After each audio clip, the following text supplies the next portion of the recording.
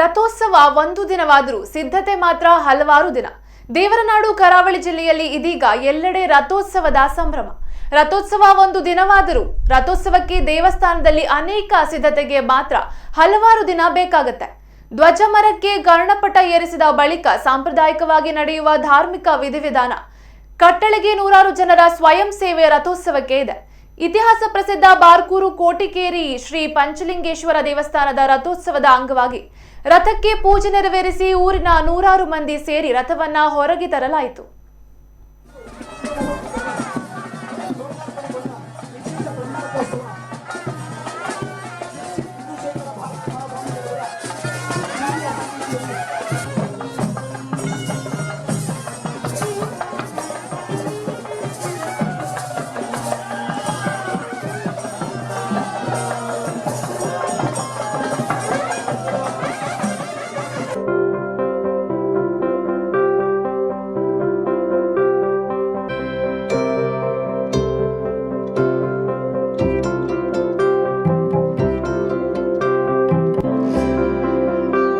ನೀಲವರದಿಂದ ಬಂದು ಬಾರ್ಕೂರಿಗೆ ಬಂದು ಕೆಲವು ವರ್ಷ ಆಯಿತು. ರಥ ಕಟ್ತಾ ಇದ್ದೀವಿ.